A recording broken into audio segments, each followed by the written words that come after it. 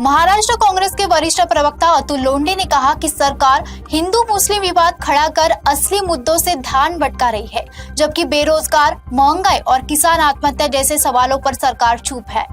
टिपू सुलतानच्या संदर्भामध्ये बोलताना जो समकक्ष शब्द निघाला त्याचा गैरअर्थ लागून हिंदू मुसलमान करण्यामध्ये पटाईत असलेले बीजेपीचे देवेंद्र फडणवीसांपासून सर्व बीजेपीची ट्रोल टीम जी आहे ती आता मागे लागलेली आहे। मुळामध्ये त्याचा अर्थ असा आहे की जर छत्रपती शिवाजी महाराज स्वराज्य स्थापनेसाठी रयतेला मोकळा श्वास देण्यासाठी ज्या पद्धतीनं मोगलांच्या विरोधामध्ये लढले, सर्व शहांच्या विरोधामध्ये लढले, त्याच पद्धतीनं टिपू सुलतान हैदर अली इंग्रजांच्या विरोधामध्ये लढले।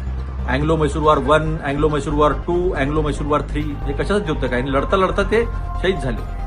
त्यामुळे त्या अनुषंगानं स्वराज्याची प्रेरणा असलेल्या आणि शत्रूच्या विरोधात लढण्याची जी भूमिका होती, समान शत्रू, त्या भूमिकेच्या अनुषंगाने तो शब्द वापरला गेलेला होता। पण हिंदू मुस्लिम याच्यामध्ये पटाईत असलेले विजेचा दर का वाढणार आणि तो आम्ही वाढू देणार नाही हे नाही सांगणार, शेतकऱ्यांची कर्जमाफी कधी करणार ते नाही सांगणार, रोजगार निर्मितीच्या अनुषंगाने मागं पडले ते नाही सांगणार, महागाई वाढलेली त्या विषयावर बोलणार नाही। मात्र असा विषय ज्याच्यामध्ये थोडंसंही हिंदू मुस्लिम करायला भेटलं की लागलीच तुटून पडतात। या सर्वांचा निषेध आहे, कारण की सामान्य जनतेशी यांना काहीही देणं घेणं नाही।